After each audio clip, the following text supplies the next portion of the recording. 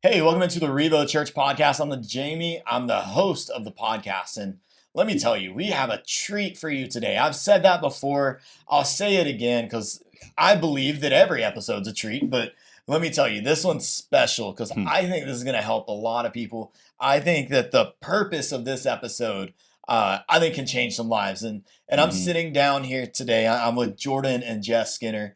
They're out at the Walkertown campus. So if you see them, if you know them, if you love them, come up to them, shake their hand, give them a hug, Yeah. tell them how awesome they are. But man, I'm excited y'all are here. I just got a question for you, like really Hmm. two questions off the jump. Like, are you excited to be here? 100%. Absolutely. Yeah.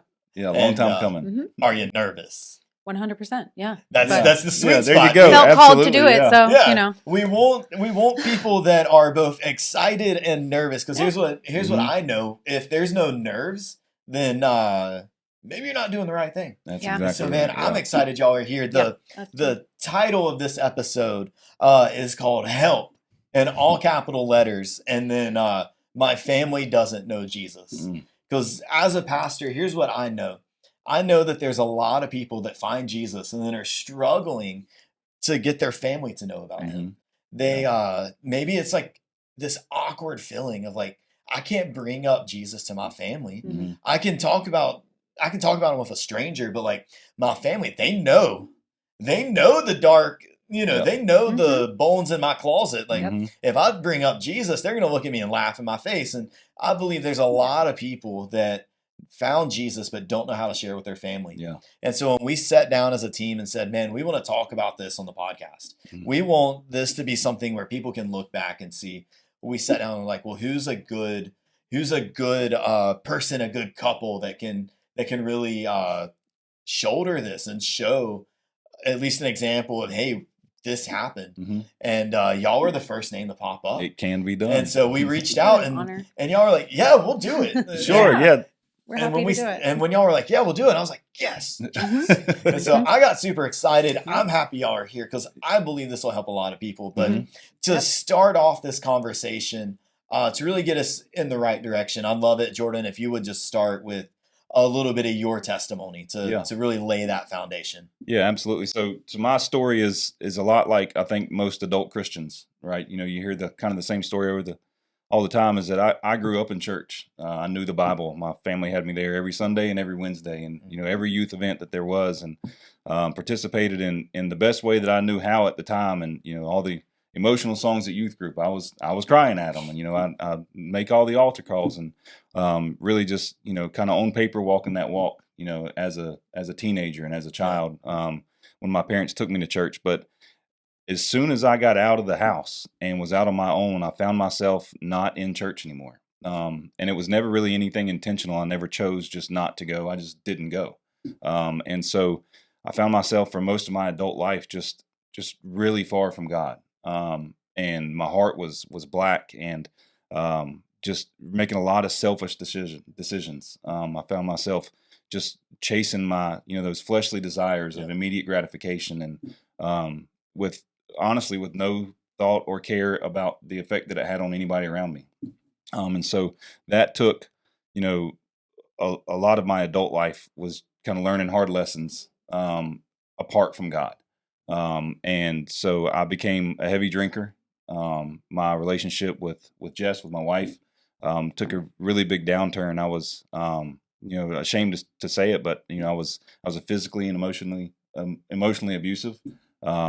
Just mean, and would fly off at the tip of a hat, regardless of kind of what was happening. And alcohol played a really big part in that. And I never really understood why I felt that desire to drink so much. Why I had that need.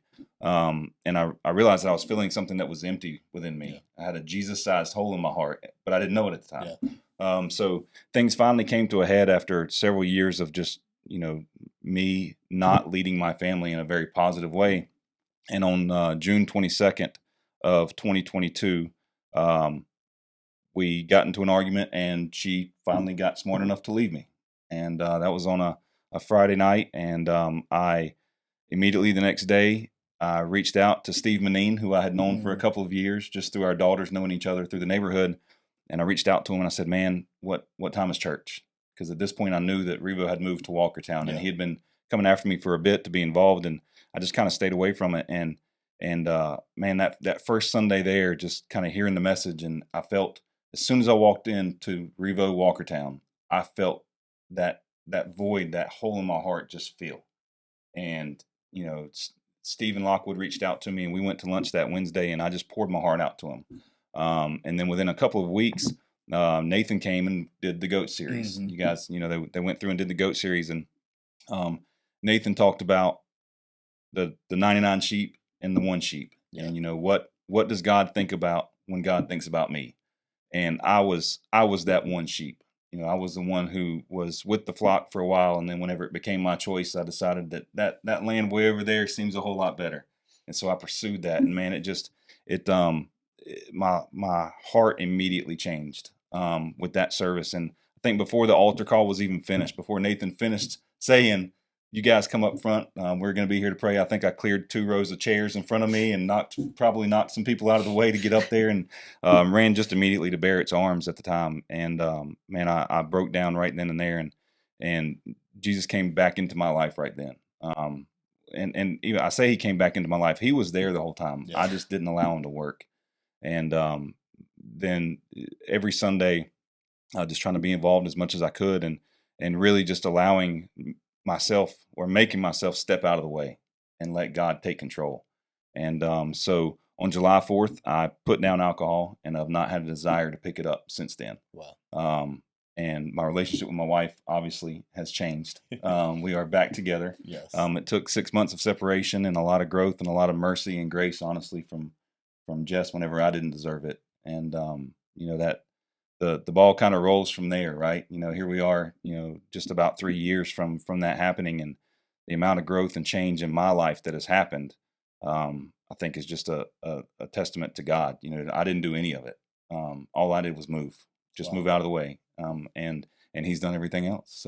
So let me ask you Mhm. this, Jess. Sure. So Jordan, shared how he grew up in church, and uh, went to the youth events, did Yeah. all of that, and he had that basis of Jesus that then as he started going back to church, he found, Mhm. or rather God found him. Yeah. Sure. He came Yeah. back to God. Yeah. Mhm. Yeah. What did that look like for you growing up? Did you have that same kind of spiritual basis, or what was your So- early story? So I was, when I was very young, raised Catholic, what some people refer to as a Christian, where, you got to go on the important days, Yep. Easter and Christmas. Christmas and Easter. Christmas and Easter. Christian. And so, put on your tights for Jesus. You have, Yes. you have to dress up, and that phased out. And high school, I went to a Catholic high school.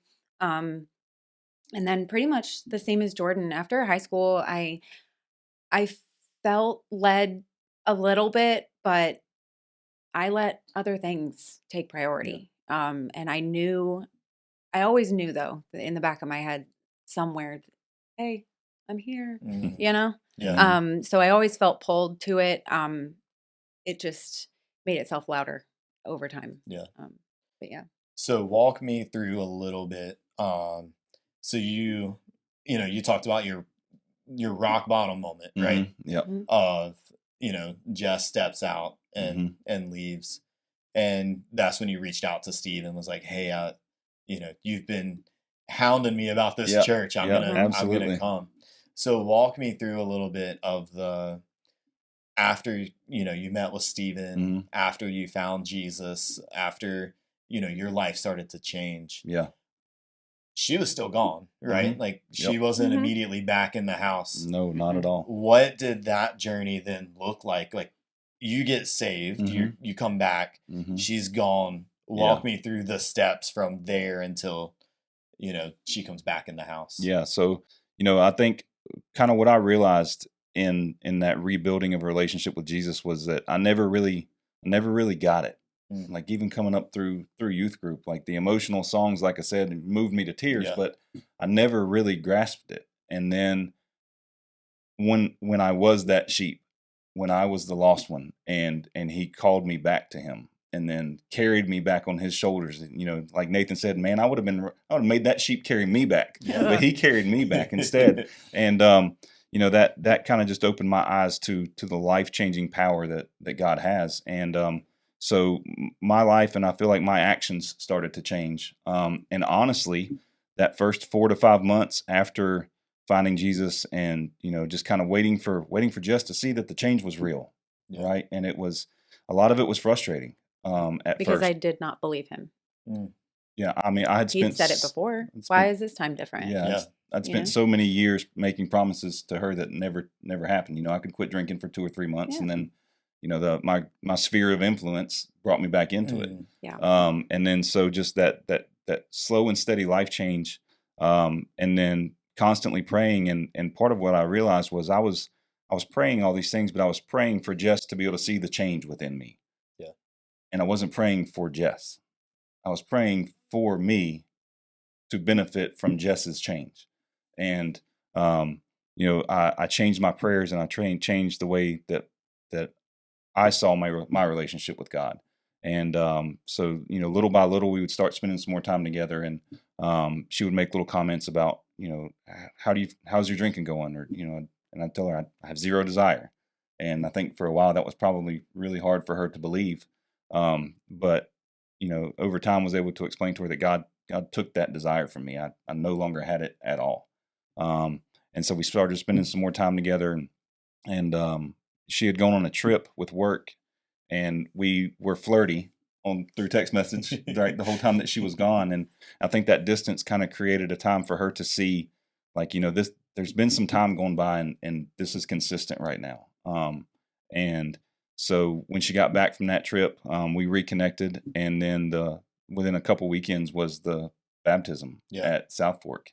I think it was November 6th was the baptism. That's, you know, something that'll stick out in my mind forever. And I invited her to it, and she was hesitant at first. I think even the night of, like, as we were getting ready to leave, she almost didn't come. Yeah.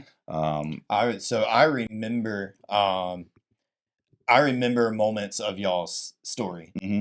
Through, we have staff meetings with the church on Mondays, and I remember Stephen coming in, and I remember the very first Sunday that you came to church, Jordan. I remember them talking about, you know, this guy filled out, you know, like, I don't remember if he filled out a next step card or something, I did. but like, I did. he filled out this next step card, like, we're gonna reach out to him. I remember Stephen coming back and being like, man, I met with this guy, we got lunch together, he poured out his heart, like, God is working. I remember all those little pieces. I remember the prayers of like the men's group at Walkertown, all the men just praying for you, praying for you, Jess. I know.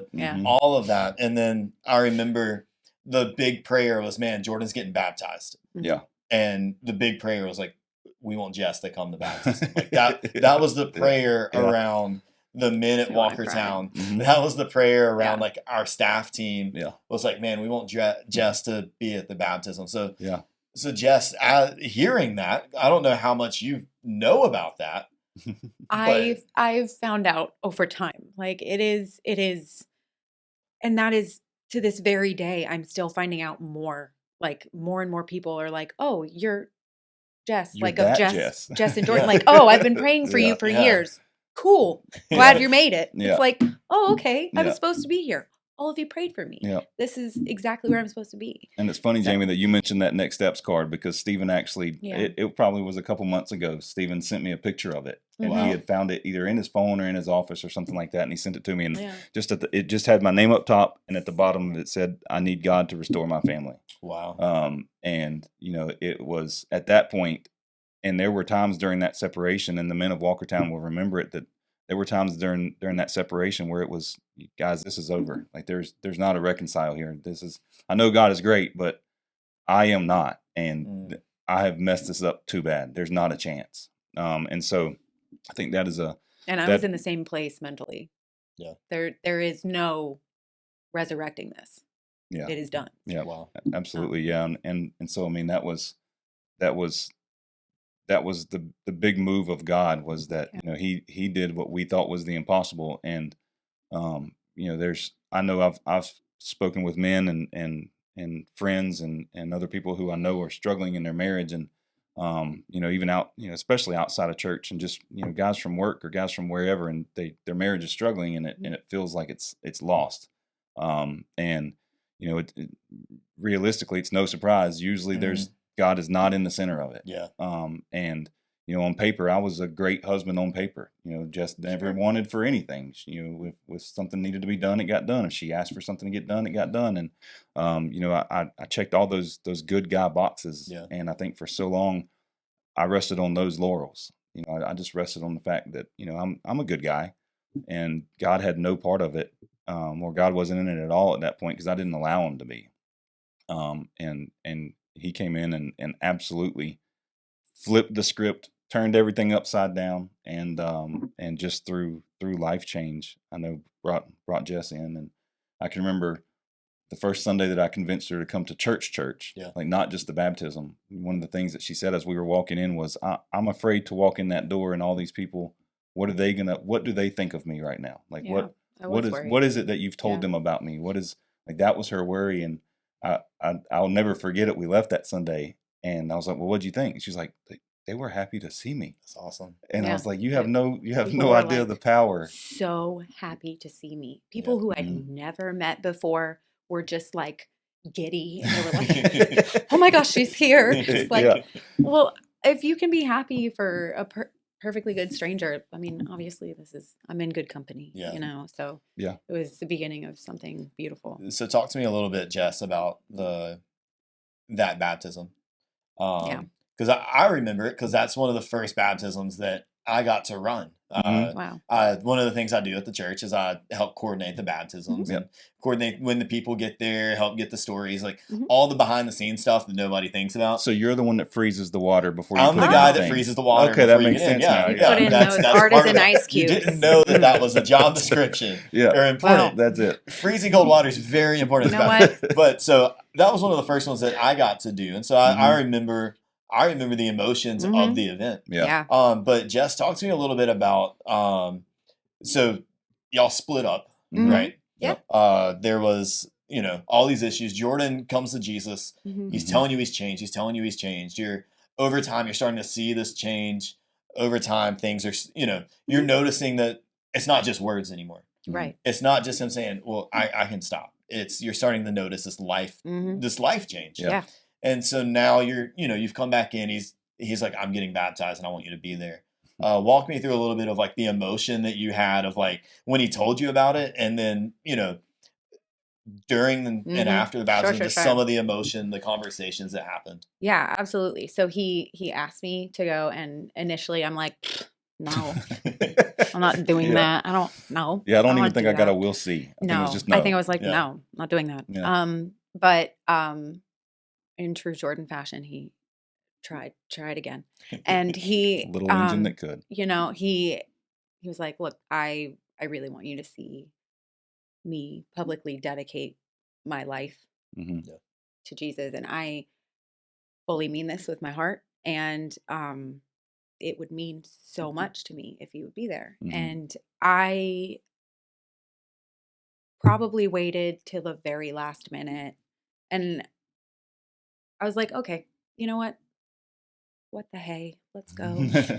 And I walked in telling myself, all right, we're just going to go through the motions again, and don't get your hopes up, because you don't want to get, your feelings hurt. Real. Yeah. And during, I could feel his excitement. I didn't know what to expect, because a REVO baptism is not just any baptism. I didn't know what to expect. It was the first one that I've been involved in. It was infused with, so much joy and so much love, and just your church family surrounding you. And I watched you come up to that tub of water, and I knew, I could tell from the way you were focused, and I could tell from the way he was shaking, and how I know my husband. We may not have been on the best of terms at that point, but I could read his face, and I knew he meant it. And I watched him come back up out of that water and raise his hands, and I just started sobbing. Yeah. Because I finally just saw it for what it was. Yeah. The truth. So one thing I find super cool is, so that was in 2022. Yes, it was. So that was, check my watch here, that's been a couple years now. So 2022, get saved, get baptized, Jess comes back in. Well, then correct me if I'm wrong, but the next year, 2023, you were able to baptize Remy. Yeah. Well, actually, right? Remy got baptized with me in that service. In that same service. Remy started coming to church with me whenever I started going to church. Right. I knew that, during that separation, Jess wasn't going to come with me. We were just kind of going through things, but Remington stuck with me the whole time, and so she was with me every Sunday. She also helped encourage me to go to that baptism. I also forgot to mention that. Yeah, Remington is very she can be persuasive. Convicting and persuasive. Yeah.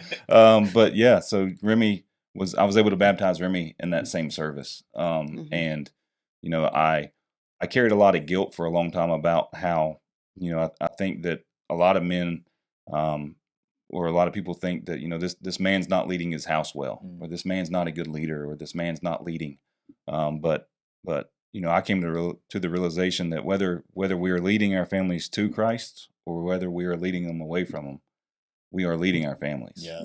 And the intentionality, I wanted to teach our kids to be good kids, listen and do this and do that. And there was never anything behind it besides it's just the right thing to do. But Remington being involved in that baptism service for me meant just as much as me going under the water and coming back out. Because that was a huge part. Was I carried so much guilt about not having my family in church. Not having my kids to understand what this life-changing power of God is. And I wanted, since then, we've talked about it. I think I talked about it on the last podcast that I was on, that, our witness is our life, right? I could sit and tell Jess week after week and novel text message after novel text message about how much I had changed, and none of that is going to matter. But it's that witness, it's that life, it's that life change. And I wanted my kids to get that. And I wanted Jess to get that. And and Jess is right. Remington was a big reason why she convinced her to kind of think, at first I think part of Jess came to see Remington get baptized, and I just happened to be doing it too, kind of thing. Yeah. It's like, well, you're a bonus, I guess. Yeah, there you go. Yeah, but Remington was baptized at that point as well. And then shortly after that, when I started regularly coming to church and wanting to be involved, and which is completely out of the ordinary for me, because I had been jaded a little bit. I had searched around for churches, and I just had decided that it's not for me. I can do this on my own. I can talk to God on my own. I don't. Well, I can remember one time a very specific conversation that Jess and I had about why she didn't feel the need to come to church. And she said, my relationship with God is between me and Him. Wow. And, that was I've since expanded. It's going outward since then. It really has. I definitely am an introvert. I am a homebody. So over the course of these past few years, I have become so ingrained in our branch at the church that I look forward to signing up for my R group and what ladies prayer can I be involved in? Can I help put together a bookshelf? What can I do? And I remember even one night wanting to come and help someone clean the church just because to serve. Yeah. And it's just, it was so unlike me. And I know that sounds bad, but I really didn't have time for anybody else. And I think once we started to show our kids, okay, well, you put time in, not just on Sundays. Okay. You're here for your church throughout the week, your community, your family. That's when, Wesley and Maverick started to say, hey, there's something different. Can can I get baptized? Like, wait a minute. So I think it was a slow process. Like we said, it's a couple of years, but both of our boys got baptized in 23, right? Yep, it was the following. Yeah, it was the following baptism service. Yeah. You know, and you had been, you know, baptized early on, kind of. That's in very your, true. In your faith. So my grandmother baptized me in Okay. a sink Oh, when I was a baby. I didn't get a choice in it. I thank her for that always, but because I would have chosen it, but I couldn't talk. So then I chose to be saved. Not my immersion, but I was in the back of a Honda actually at the time, and I wanted to be saved. So there's where it happened. And I had fallen off and away. And Stephen Lockwood had approached me a couple of times throughout this whole process. Hey, you know, this is a sign. Everybody in your family's done the thing. Yeah. Do you maybe want to consider doing the thing? And so I finally started to take prayer seriously and look in between those lines of scripture and compare it to what I was doing. Are you actually living out your faith? Wow. Right. And what does that look like to your kids?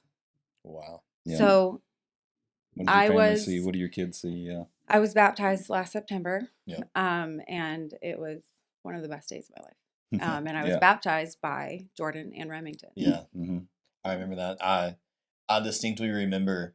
So I get very emotional at baptisms. Yes. I get to see the stories, and either for some of the stories, I get to have a little hand in the story, or if nothing else, it's at least a story that like I've been praying over for the people. And so I remember when Jordan got baptized. I remember when Remy got baptized. I remember when Wesley got baptized. But then I remember when you got baptized, Jess, and seeing Jordan and Remy in the pool and seeing the joy on their face.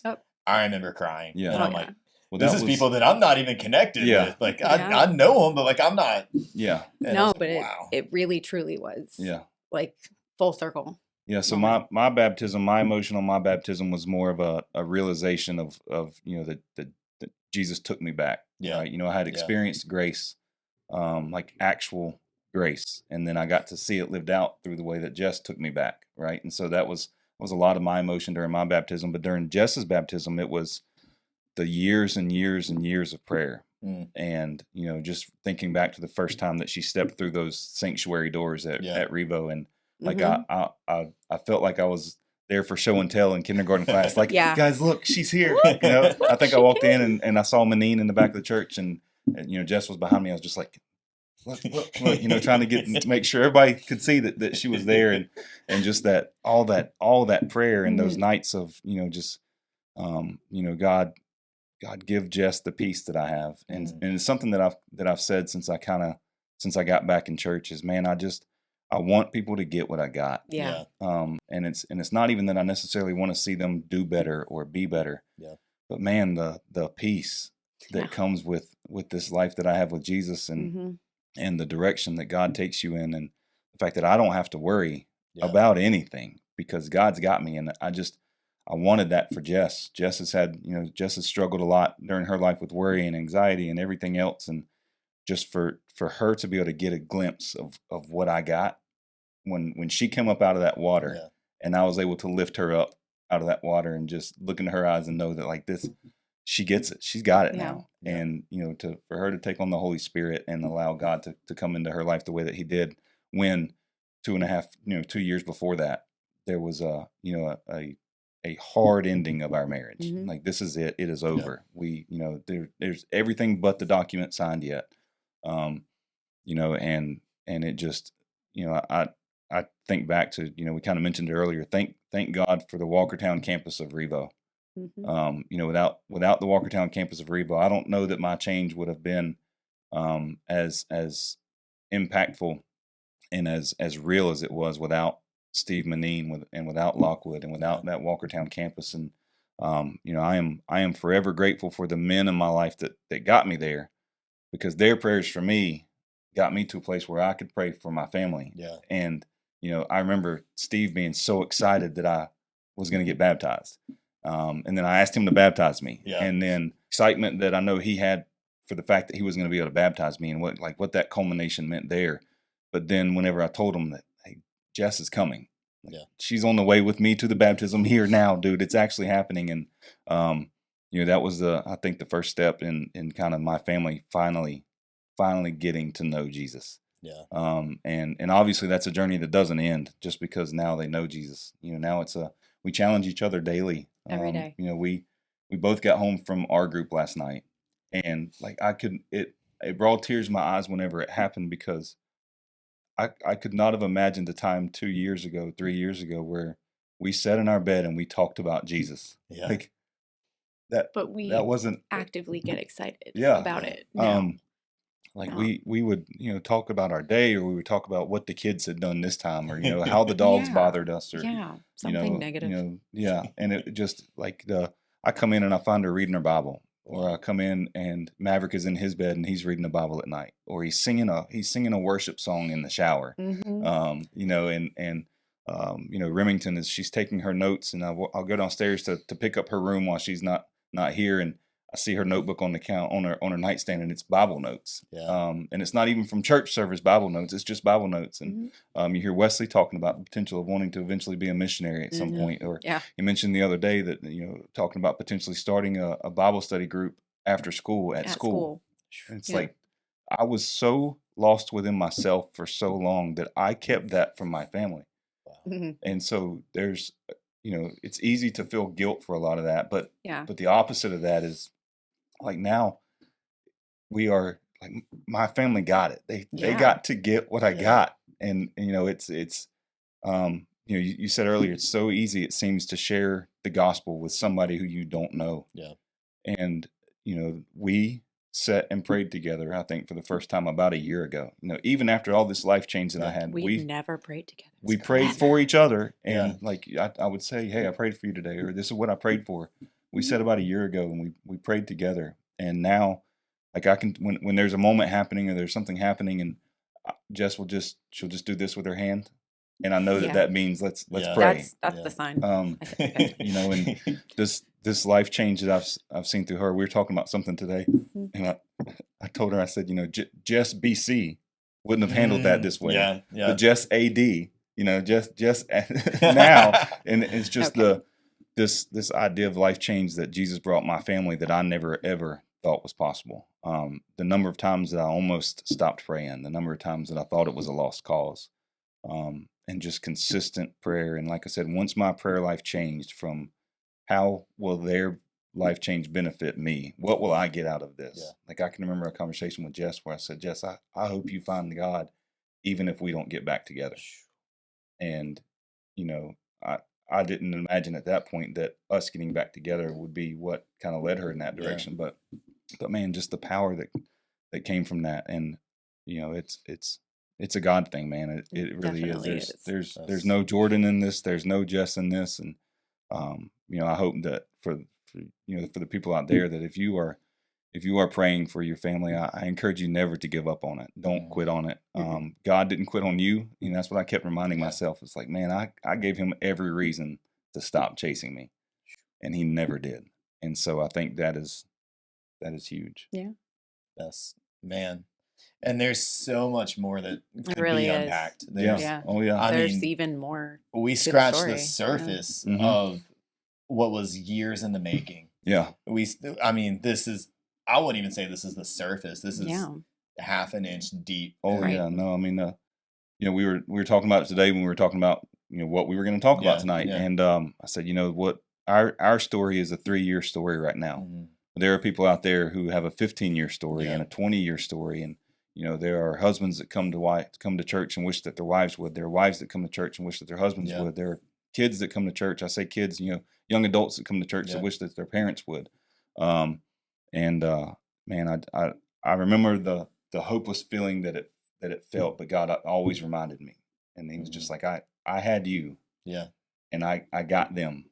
Just trust me. Sit back and let me work.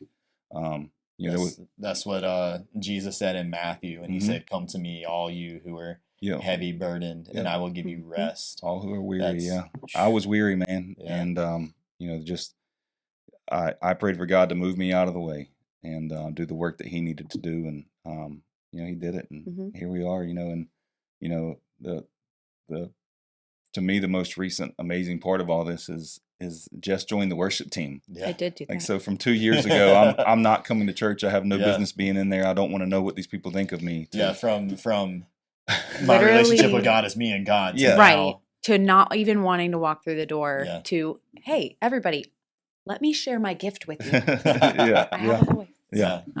Yeah. And I Yeah, mean, you God is good, man. you Yeah, went on a he's mission amazing. trip. Yeah. You I did, mean, that was yeah. completely out of the blue, and that is also something that I had to worry about agreeing to go because I was worried about how Jess would react to me being gone. The And, first time you brought it up to me, I said, you're going. yeah, she said, "You don't have a choice."